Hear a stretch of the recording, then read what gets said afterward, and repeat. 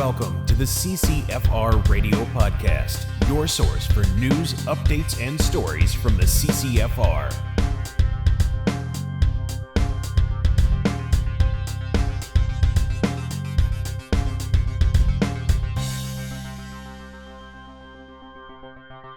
Hey everybody, welcome to episode 189 of CCFR Radio on the Air. I'm your host, Giltaca. Thanks for joining me again today on the show. We've got a lot of political news to talk about. Prime Minister Mark Carney, the actual Prime Minister now, has appointed his cabinet, including the Minister of Public Safety and some other secretaries. So there's some important news for you to know about that. As well, there's been some interesting election things happening, things that could actually flip the Liberals to a majority government or weaken their minority. So we'll see what happens there. As well, some news about National Range Day, and I spent the week in Alberta, so I've got a couple of things to share with you on that. All that and more, CCFR Radio starts right now. 𝐂𝐂𝐿𝐿 has been a provider of trauma care training to military and police in Canada for nearly 2 decades. Now this emergency medical training is being made available to a wider audience through 𝐂𝐂𝐿𝐿's online courses. Go to 𝐂𝐂𝐿𝐿𝐴cademy.com and use promo code CCFR30 to get 30% off. That's 𝐂𝐂𝐿𝐴cademy.com. And thank you so much to our great friends over at Vortex Canada. They continue to support the CCFR podcast and the CCFR. Can't say enough about them. Check out all their great products at vortexcanada.net. That's vortexcanada.net. Vortex, the force of optics.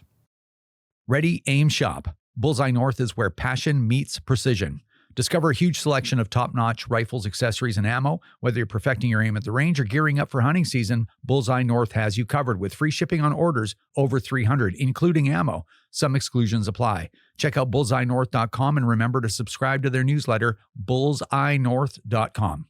A huge thank you goes out to our great friends over at the Saskatchewan Rivers chapter of Safari Club International. They do a lot of great work over there, including supporting the CCFR and the CCFR Radio podcast. Check out all their great work at saskriverssci.com. That's saskriverssci.com. All right, we are back. So Tracy is going to be on for the majority of the podcast today. I've only got a couple things I want to go over with you before we get started on that. So first thing is, are we going to the Supreme Court? Because people are asking, what's next for the court case, or is it done? And the answer is 70% chance we're not, because we've gotten advice that says, that was a very tightly written decision by the Court of Appeal. And it was very clear. The court is like, yeah, we're not going to stop the government from doing any of this stuff. And I thought that their role was to be the hedge against overreaching government, but I could be wrong about that. If that's not the case, I'm not sure what the role is. But anyway, I'm not a lawyer. I'm just a nobody, right? So, but then actually I was in Alberta for a week. And I just got back when we're recording this the day before yesterday. And, I spoke to a few people, and there are people saying, well, this question might be interesting to the Supreme Court. So anyway, I guess all that to say, I haven't made a final decision. 70% no, 30% we might apply. Remember, you don't get to just go to the Supreme Court if you don't pay a fee and just show up there or something like that. You apply. Here's the question. Is it interesting to you guys? And they decide whether or not they want to take your case. Other than that, you're at the end of the road. So anyway, all that to say, I'll probably have a decision by the next podcast. So chances better than even that it'll be a no. And you never know, if something jumps out at us, I'm going to do a little more research and talk to a few more people, and maybe if there's something interesting, we might apply to go there. But again, all that stuff costs money. We spent a lot of money on this anyway. I mean, that had to be done, and we said we would fight them at every level. We absolutely did at every possible level, and I guess we can continue to do that if both if it's reasonable, some chance of success, and of course, if all of you continue to support the CCFR, that's what we would do. Anyway, so more on that in the next podcast. Next thing, as I mentioned, I went to Alberta. I was there for about 6 days. I had a bunch of things to do that aren't relevant to this conversation, but it was a very busy week. In fact, I'm quite exhausted, but nonetheless, we'll struggle through.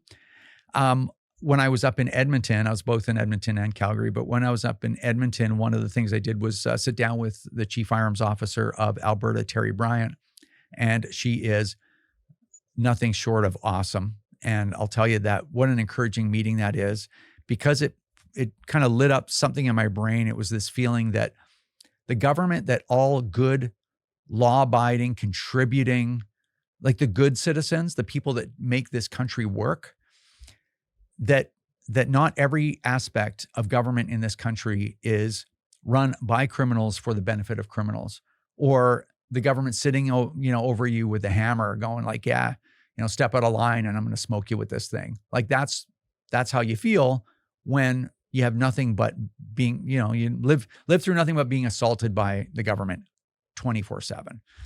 And, that is what it is. So it's a completely different story with Terry Bryan, and they're doing really well in Saskatchewan too, right? They have good firearms offices in both of these provinces. And certainly if you're from another province, you're jealous of that. But nonetheless, it was a really great meeting. And, Albertans are very lucky to have her. And you never know, Terry might be on the podcast or the TV show sometime soon. You never know what could happen. Anyway, also met up with our great friends over at Wild TV who have been really great to the CCFR. CCFR Radio on the Air, our television show, is going to go into its 5th season in September. 5th season, 4 full seasons we've been on there. And of course, my own show is on there, right? My Best Hunt. And so it was good to meet some of the people that I've been working with for so long, but I'd never met. So that was great. And then when I went down to Calgary, I was speaking at this event called the Cornerstone Forum. And this is an event put on by the Sean Newman podcast. And I'm sure he's got some other people involved too, but that's sort of, he's the main figure that was doing that event.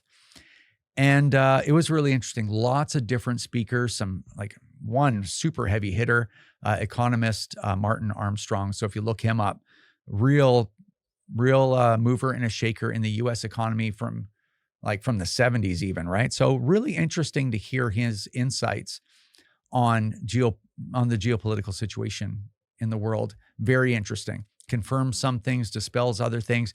Just really from somebody that's inside the apparatus and with that kind of experience, like firsthand experience with presidents and all the rest of that stuff. Really, really interesting. But I was doing a speech there. And so this is the reason I bring all this up, is I had to write a speech, and it was supposed to be 13 and a half minutes long. And I'm like, okay, well, there's 650 people there. Not everybody's even heard of, the CCFR at all, much less members or what have you. So, okay, well, I should talk a little bit about the CCFR and the type of work that we do, which is work that, had never been done before. Like the overwhelming majority of our projects had never been attempted by anyone else, right? And that was the reason why there was room for the CCFR, because there was so many things that the community had ideas about, so many ideas, so many things that people thought would help. We've had plenty of ideas of our own. And the only way to tell whether or not they were going to help was to actually do them. And so no one was lifting a finger to do all this stuff. So again, I know I harp on it. If you're going to be a supporter of the CCFR or a member or what have you, you should always look at what we do, because we have to earn your support. It's not implied like save your guns and be a member. It's like that's BS, man. We have to earn that support. And then when we have to make some kind of record of it, so you know what that is, what we've done. So again, go to ccfr.ca, click why join, start reading that list. I haven't updated it since before the election. I'll get that done maybe in the next couple of weeks, but just have a look at all of those things. So it takes a tremendous amount of work and ingenuity and dedication. You have to work at an obsessive level to do all of the different things that had never been tried before, right? So I want to talk a little bit about that stuff, which I did. And then I wanted to end it off with some kind of hope, right? Some kind of positive note. And that's not always easy to do, especially after 10 years. So I just want to share a couple of the anecdotes that I shared with all of these people. So the first one was, I said, we had a really disappointing situation happen during the election. 10 years of, obsession level dedication to this cause, here at the CCFR and many, many of you out there, 10 years only to be disappointed the way that we were. Really difficult. Like we've done so much work. So I said, all right, well, when something like that happens, you have to shake that off, determine whether or not you are prepared to continue to fight. If it's a business, are you prepared to continue to try to grow your business or at least operate? And the answer is, yeah, There's more to do, and there's more we can do. And even though it is very difficult, to be honest with you, but sometimes you can make a decision by figuring out what you're not going to do. And it's like, well, is quitting an option? Of course. And you're like, no, that's not an option. Just let these people do whatever they want. It's not an option. So it's like, okay, well, I guess you have to fight. Then you have to pivot, because now the landscape is completely different. So you can't use the same tactics. You got to approach this thing different. And are you agile? And are you fast enough at pivoting the whole business? And, are you interested enough that you're going to be able to pivot this whole thing on a moment's notice? Here's now the work that we're going to do. That's really important. So that's what we did. We are that agile. So we did. And, you have to have the resources.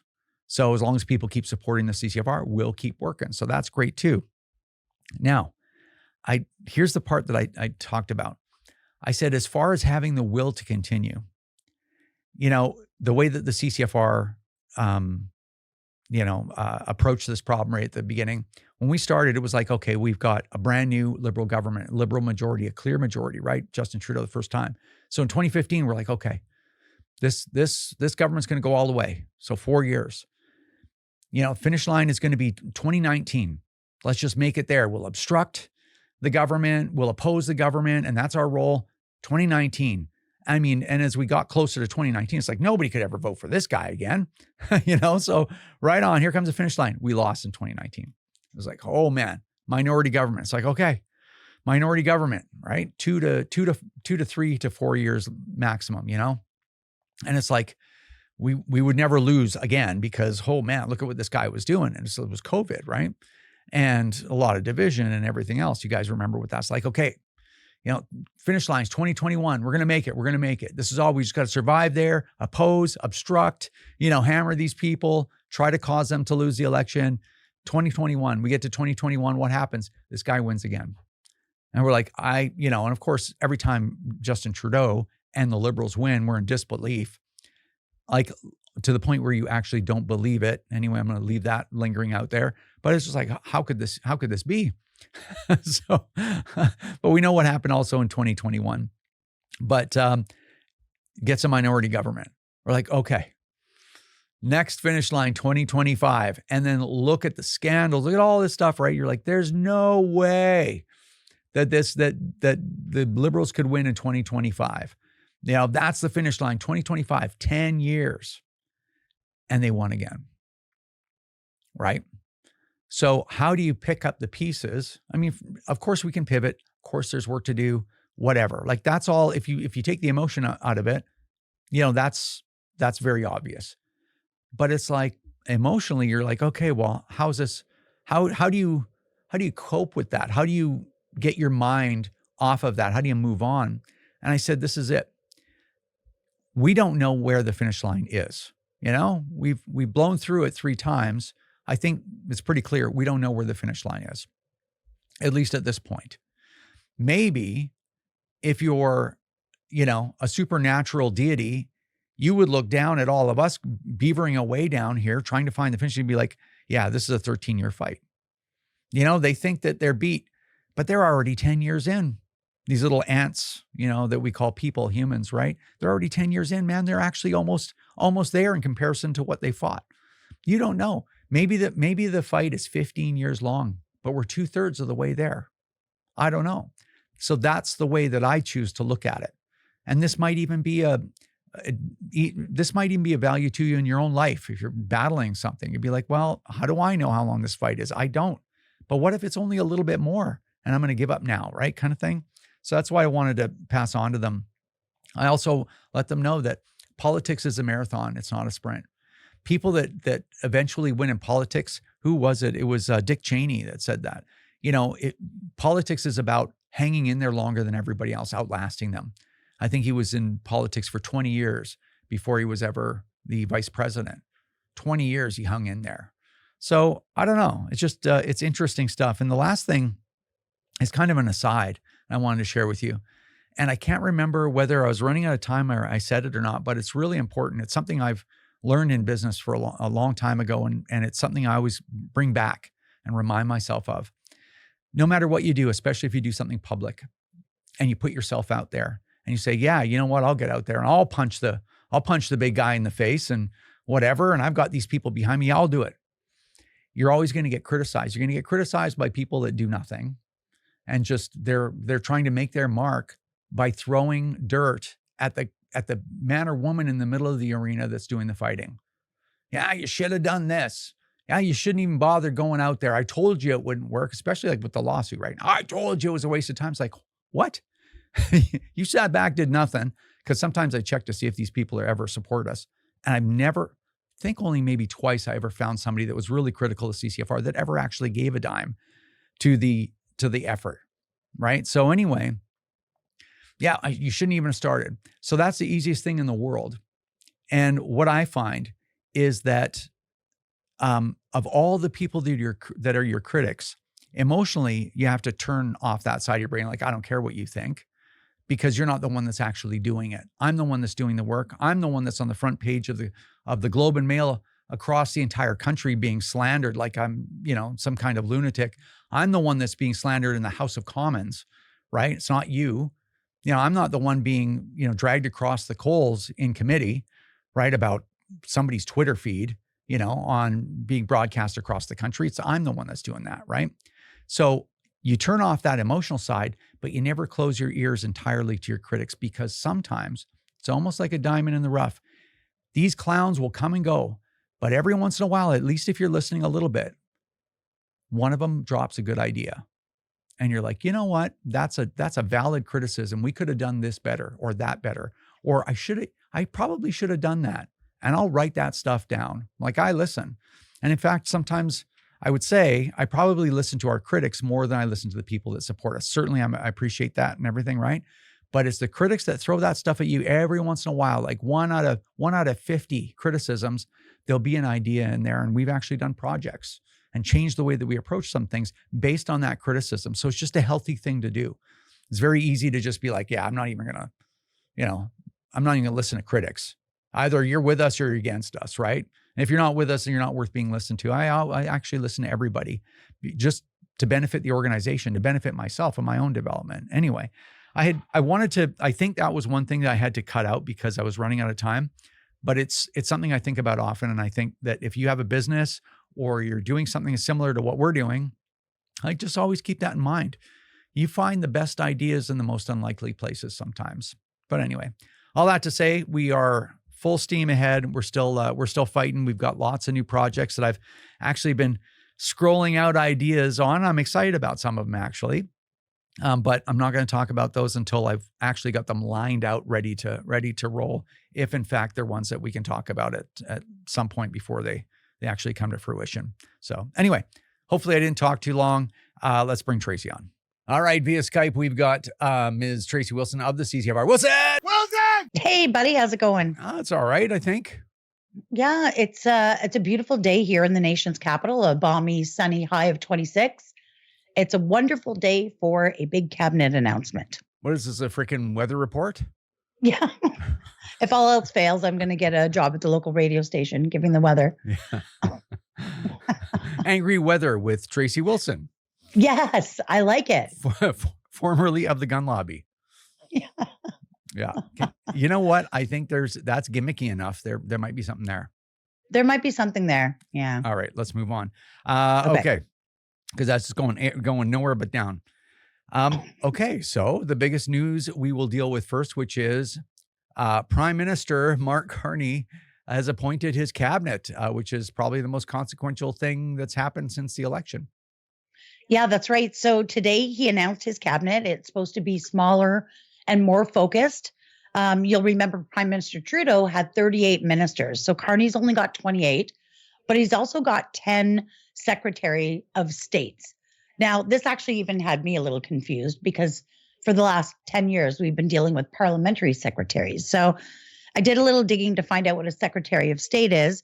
And it's basically almost like a junior minister where they have some decision-making powers, but they're assigned specific responsibilities within a ministry or working on a certain project within that ministry. So they do make about $54,000 a year more than a parliamentary secretary, But yeah, only 28 ministers. What's the total of that salary then? Well, Trudeau spent in his 2024 cabinet, he had $11.8 million he spent on those 38 ministers. Carney's smaller and more focused cabinet is $11.9 million on 28 ministers and 10 secretaries of state. So yeah, what I meant specifically, just out of interest, I know the people that listen to this podcast are, I think they're excited to learn a little bit about politics. What does a minister make, and what does one of these Secretary of State's junior ministers make as far as the salary is concerned? Yeah, well, like I said, the Secretary of State makes about 54 grand more than the parliamentary secretary. So you start off at $284,500 for that Secretary of State position. So yeah, that's a lot. And then it's well over 300,000 for a minister. So these are quite well-paying positions, especially considering the work calendar that they've got, right? Well, and the work calendar that they've been engaging in, but we'll get to that, I'm sure. Yeah. All right. So let's talk about, we're going to talk a little bit later about who didn't get in or who didn't, who lost their ministerial position. But as far as, law-abiding licensed gun owners are concerned, who didn't get in of consequence? Yeah, well, really interesting. Rachel Bendayan did not get any kind of position, and I was surprised about that. But also, Natalie Provost got no role within public safety. Now, you'll remember the last time we talked, I said that her area of expertise was actually agriculture, and she got Secretary of State for Nature. So that's nice. She'll probably support the ministers of the environment or maybe even the minister of agriculture. But yeah, she's going to focus on the nature in the upcoming parliamentary sessions. So yes, very nice. And so I don't know. I know that we're speculating a little bit because we don't really have any choice. But it's interesting that Rachel Bendayan was booted out of her parliamentary secretary, whatever, or a ministerial secretary position, who was driving all the zealotry as far as as the gun control and buyback and confiscation and lists and all the rest of that stuff. I mean, she was just crazy for that stuff, and now she doesn't even have a role. So I find that interesting. Yeah, I mean, it is interesting. There's a lot of really polarizing people that have been left by the wayside. So if you're not in cabinet, you are a backbencher. So yeah, and that's how she rolls. And I guess this sort of segues into our next topic, which is the new Minister of Public Safety, who he himself is kind of a change candidate as well. Yeah, that's right. I mean, I'll be totally honest. I didn't really know a lot about him. His name is 𝐥𝐞𝐠𝐚𝐥, and he's been a politician, been an MP, an elected MP out of the Toronto area since 2015. I looked up his background. He's got an honors degree in political science. He was a registered real estate broker. Then he went on to Osgoode Hall Law School. He's a lawyer. He was called to the bar. He's a lawyer specializing in business, real estate, and human rights law. He's very active in the Tamil community, sits on a lot of boards with various organizations. And he's an advocate for human rights, refugees, immigration, Indigenous. One little fun fact tidbit is in 2015, he ran against Conservative candidate Leslyn Lewis in Scarborough Rouge Park, his riding, and he gained twice the amount of votes she did. So yeah, Gary just seems to be kind of this really laid back, not so polarizing law and order type guy. And I'll be interested to hear more from him. So mandate letters should be out in the coming weeks. That's really what we'll want to keep our eye on to see what their focus is going to be going into the new session. And yeah, that's really interesting. One last thing that is also of great importance on our file, or it could be, is the Secretary of State for Combating Crime. I'm using quotations for those of you just listening in. This is Ruby Sahota.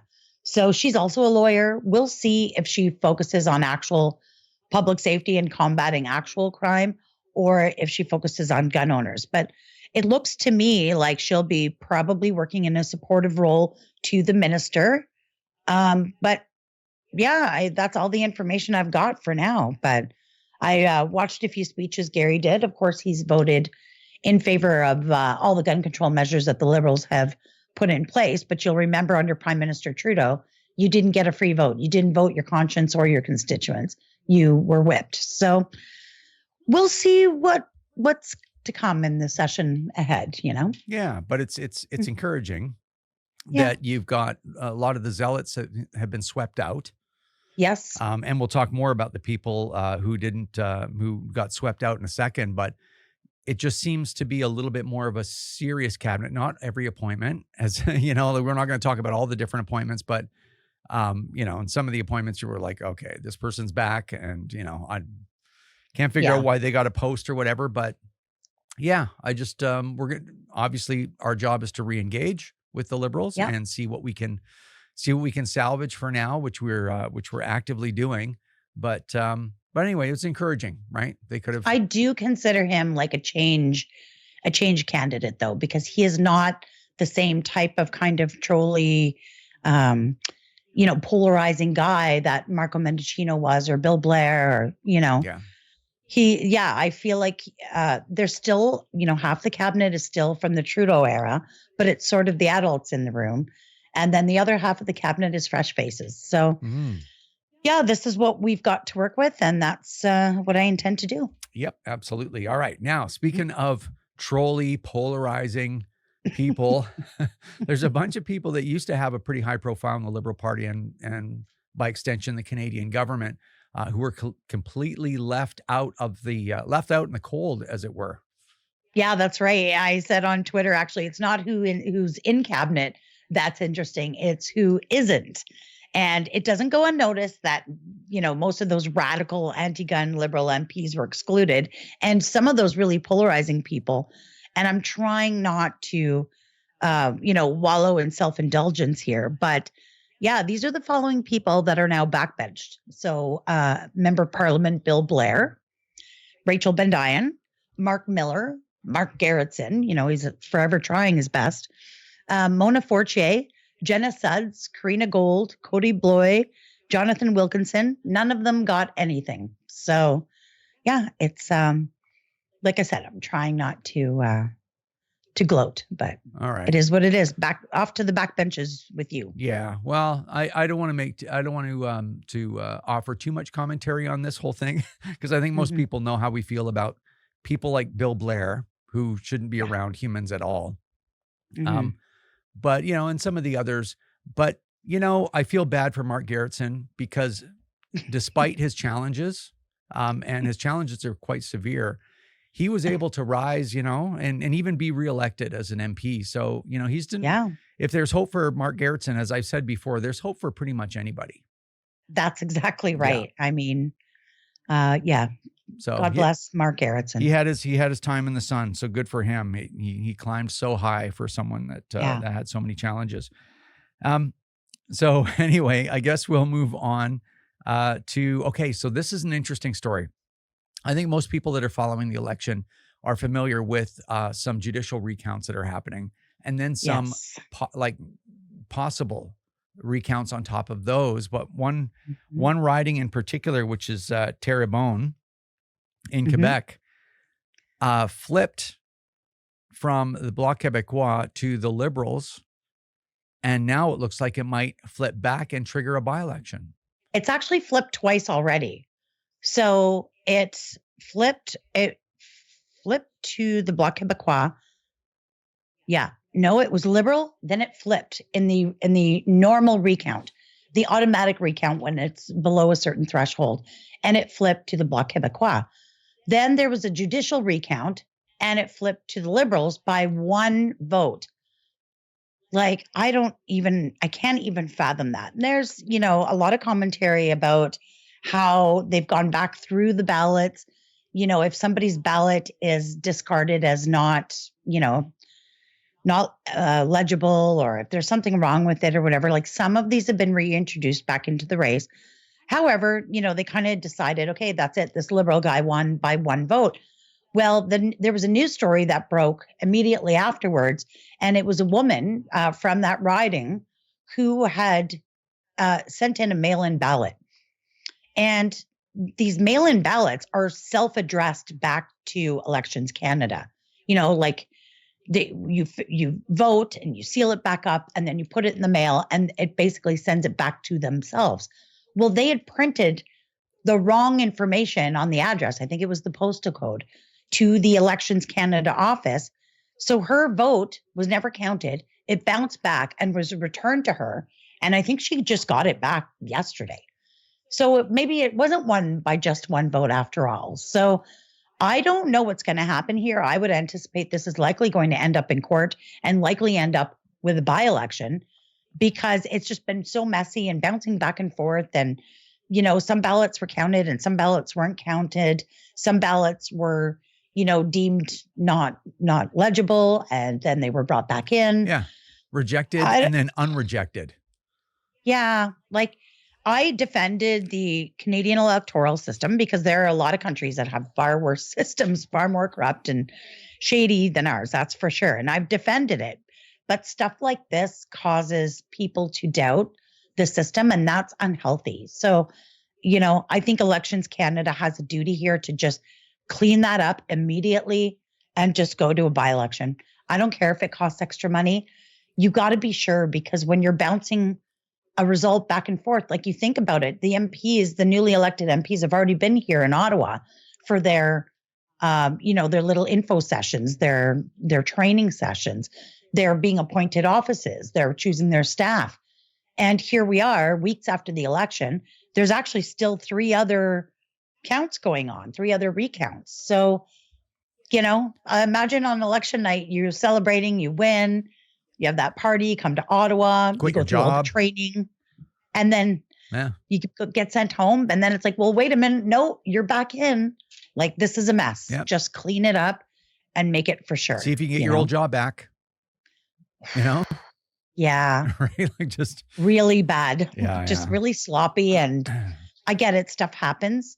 And these are counted by hand by people. We don't use counting machines in Canada. But yeah, there was a lot of ridings that were so marginally close that they had to be recounted. It's hard to even imagine. Here we are. We're in an entirely different month than the election was, and we still don't know who some of the MPs are in some ridings. That's pretty messy. So yeah, it was a messy election all the way around. Yeah. So let's move on from the election. Okay. And talk a little bit about National Range Day. So obviously we didn't have a lot of time to put into National Range Day this year because of a federal election and a lead up to a federal election that we could sort of see coming. But National Range Day as it is nonetheless. What do you got going on? Yeah, like, I'm telling you, I have a lot of faith in our community because you're right. We didn't get the time to really promote it and put the effort into it and all that like we normally do, but it just still exists on its own, which is great. People have been going to the website, registering their event. They're still hosting events. Like, it's sort of caught on now, which is wonderful. We're going to blow it up even bigger.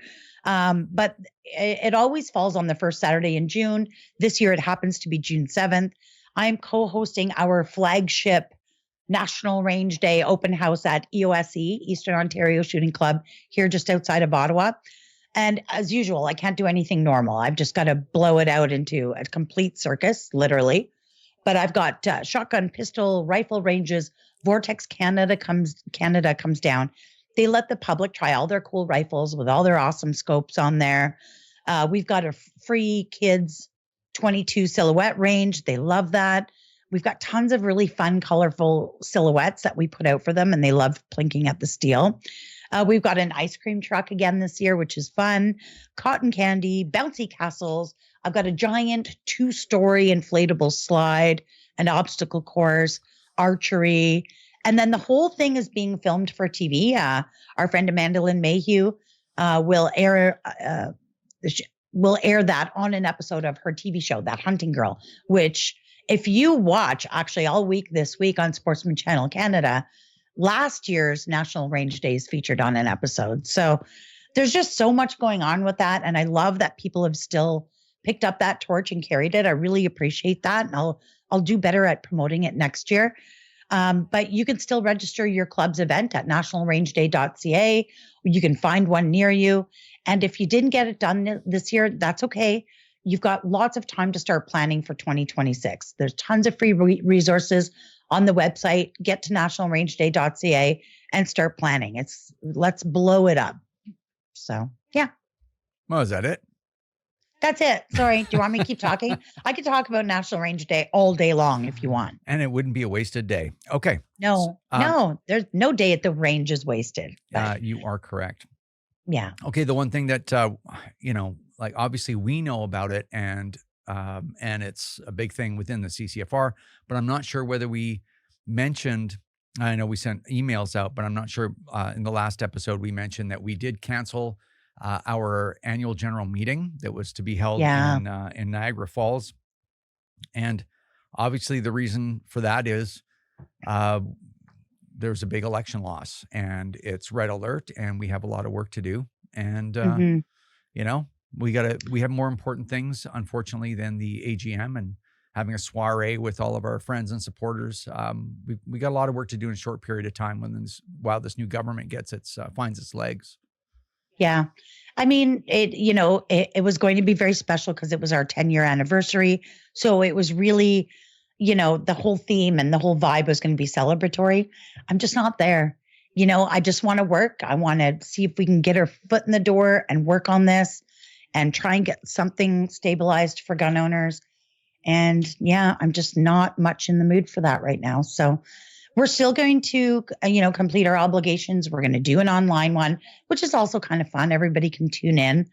And we'll go through all the updates and stuff. But yeah, I'd rather save a party for down the road a little further when we've got something more to celebrate. So. Yeah, absolutely. Mm-hmm. Absolutely. Yeah. So, and by the way, here's the consolation though. The CCFR actually, technically turns 10 on October 28th of this year. Yes. So while we're this is sort of the 10th year, it actually wasn't, it was our 9th AGM. Yes, that's correct. So really next year is the 10-year anniversary AGM. Yeah. Well, maybe we'll have something more to celebrate then. And just, for me, I think our members just want to see us get to work. And that's where my mind is at anyways. I just want to get it done. Yeah, well, that's a thing. Yeah. So anyway, we've contacted directly everyone who was registered for the AGM anyway, and had a conversation directly with them to let them know. But just in case you didn't get an email and you're thinking oh, when is this? Maybe I can make it or whatever. That's the story right now. Yeah. And notice for the online AGM, which anyone who's a member can attend, all of that information will be going out this week in an email. So keep your eyes open for that. And if you feel like you didn't get it, send an email to info@ccfr.ca. That's right. Okay. So here's the good news though. Okay. So there are some good things happening. As far as negative things that could result from the parliamentary process with this new government, it's going to be a short parliament. Yeah. The timeline is actually really short here. We've got the speech from the throne. The king is coming to read that. And that'll be at the end of this month, I believe on the 27th of May. So Parliament will resume. And you have to remember, they haven't sat since December 14th last year. They've been prorogued and going through an election and a leadership race. And they actually haven't sat. So we haven't had a functioning House of Commons in a very long time. So they'll be back at the end of May. They'll have a very short runway because, according to the House of Commons sitting calendar, they rise for the summer break on June 20th. So they've got about 3-4 weeks to do whatever they're doing, get their legs underneath them and get running. And then they won't be back until September 15th. And over the summer, a bunch of things are likely to happen. The by-election for Pierre Poilievre in that Alberta riding, so he should be back in the House. Some stuff will be going on. Who knows what'll happen between now and then. But they've only got less than a month of runway to sit in the House anyways, unless something changes. But the Prime Minister hasn't indicated that there will be any change to the parliamentary calendar. So so in our business, no news is good news. Yes. This government's going to be in place for probably 3 years. So yeah, I mean, they won't likely even have time to really settle committees and, like there's just not a lot of time. Obviously, they work at the speed of government. And I think this government actually has other priorities. They're working on tariffs and economy and housing and all those things. So, well, and this sort of leads to some other good news is so far, as far as Carney and the people that he's choosing, they're not acting like zealots or, like the tone is very different. Yeah, it is. I think Carney's like a really pragmatic guy. He's a numbers guy. He's an economist. He, even today, after his cabinet announcement, he did a press conference. And he said even there, he reiterated that his number one priority is the economy stuff or the Trump stuff or whatever, like financial stuff. But his number two priority was actually focusing on unity. And he said, I recognize that there's a lot of Canadians. In fact, most Canadians didn't vote for him. 54% of Canadians did not vote Liberal. So he recognizes that. And he said he's still going to lead a government that governs for all. He's not going to contribute to the division that we've seen over the last 10 years. I don't know. It could just be lip service, but what other choice do we have but to see how it plays out, right? Yeah. So, well, that's the only play right now.